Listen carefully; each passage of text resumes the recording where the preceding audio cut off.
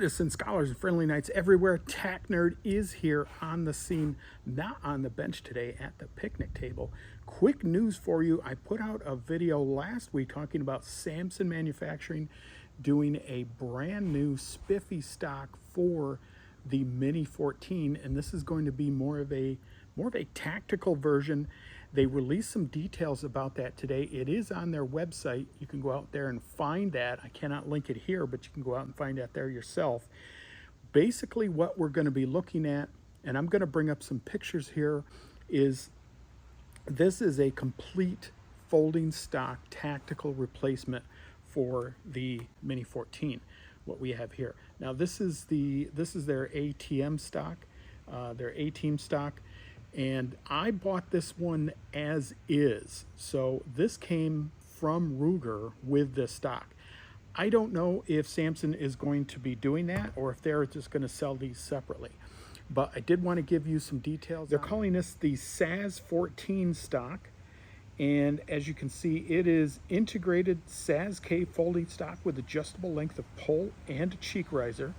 So you're going to have, unlike this ATM stock, which is the length of pull is pretty much a given with this one, you're going to have an adjustable length of pull with a cheek riser. You're going to have QD sling points left side of the chassis and ambi on the stock, polymer rail covers, M-LOK handguard, completely compatible with their Hannibal Rail, and of course it is made in the USA. Now, specifications: folded, it's going to be 19 inches long, 27 to 28 unfolded. With a 16-inch barrel, it's going to be 26-inch folded and 34 to 35 unfolded. The weight is going to be 2.8 pounds. That is just for this chassis. 3.3 pounds with a Hannibal Rail. Something to consider because you're going to be adding the weight of the unladen Mini-14 to that as well. And this is made of 6061 T6 aluminum, and it is type 3 class 2 anodizing. Now, of course, the big thing is, as I have said before, you're not getting the rifle with this. Obviously, this doesn't come with it. And the early reports I've heard so far is this is only going to work with, like mine here, with the newer Mini-14's. This is the, I believe it's a 580 and above series. So all of you out there with the older minis, I don't know if this is going to work. They have said maybe later that they'll be including those, but it's pretty much going to be for the newer minis. So it is something to consider, because you're probably asking yourself right now, what is the price? Well, I have to tell you, it is a little steep. It is 650 quatlus is what they are looking for this chassis system. So it is a lot.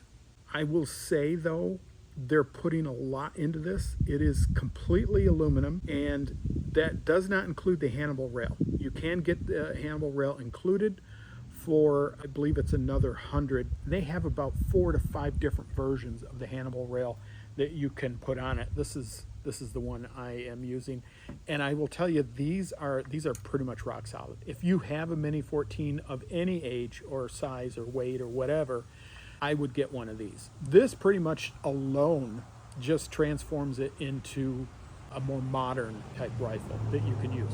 You've got Picatinis up here, you've got attachment points for more Picatinis, and you have points for mini red dots for pretty much anything that's out there. You've got a lot of options with the Hannibal Rail, but as I said, not included. If you want to include that, you're looking at about 750 quatlus, and that's not even the gun. So you're going to have to look for a donor rifle as well, and because it has to be a newer rifle, you're going to be looking at the most recent Mini-14s, which probably means you're going to have to go buy one new. The newer Mini-14s do not come up in auction, estate sales, or pawn shops very often. I don't think I have ever seen one. Most of the ones I see out there are older series, and even those when they come up, those sell for a premium price. It is a difficult platform to get into, but it is definitely worth it. Now, whether this stock is worth it or not, I can't tell you. I don't have one. I don't know if I would be getting one. It's a little out of my price range. I wouldn't mind testing one. And I kind of go for the classic look anyways. And honestly, I think with this Hannibal Rail, this configuration has pretty much everything. Either way, you're going to be looking at quite the investment. Now, the big thing is if Ruger decides to put these out themselves, that would be the thing to change, I think, a lot of people's opinions, because then you're not going to have to go out and buy a donor rifle for probably over 1,000 quatlus or close to it.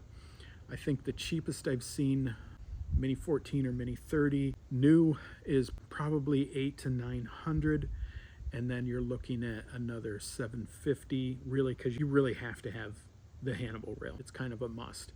So you're looking at total investment, when all done with taxes, transfer fees, and everything else, you're probably looking at like 18 to 1900 quatlus for the whole thing. Now, that said, is it worth it? Well, yeah, if you're looking for a modern fighting rifle and you don't want to do an AR, yeah, I think it is worth it, because this platform, the way it is now, is just as reliable as any AR that I have seen.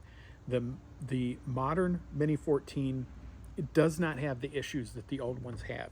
I am going to be putting out a series of videos very soon. I have the first one planned is for magazine myths, but we're going to go over a lot of the mini myths that are out there. Mini myths! And the magazines are going to be the first one that we tackle. The other thing here is you're looking at a wait time. And it says here, due to high order volume and commitment to our quality, lead time on this product may exceed 30 days. Upon purchase of your order, status will show as pending until ready to ship. We do not capture payment until your product is made, packed, and ready to ship. That's a good thing. That's a good company that does that. They're not going to take your money and run. They're not going to charge you until it's going out. So folks, that's about it. I think Samson it's a great company. They make a very quality product. As I said, you know, I have this Mini-14, the ATM version.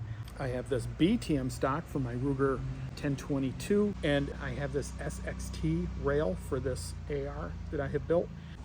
All of these quality products. I haven't had really any issue with any of them. So do I think it's worth it? Yeah. You're looking at a final price of probably 18 to 1900 quatlus. If you wanted to go out and get a high mid or low high range AR, you're going to be looking at that price anyways.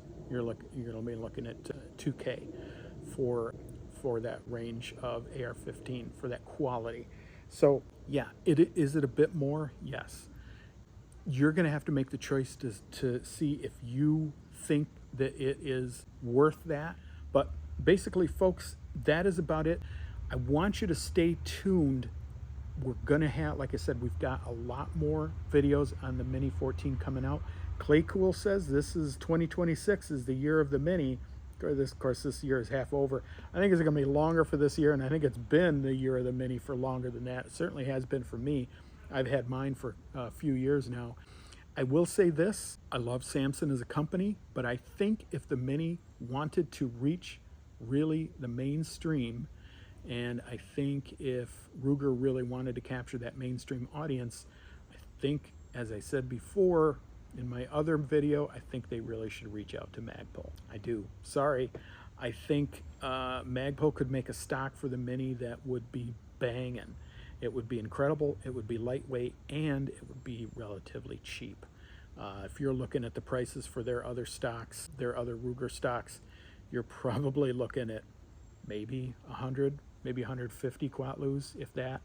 It would be lightweight, it would be polymer, it would have all the bells and whistles, and you could still get a Hannibal stock for it, and you'd still be ahead of them a game.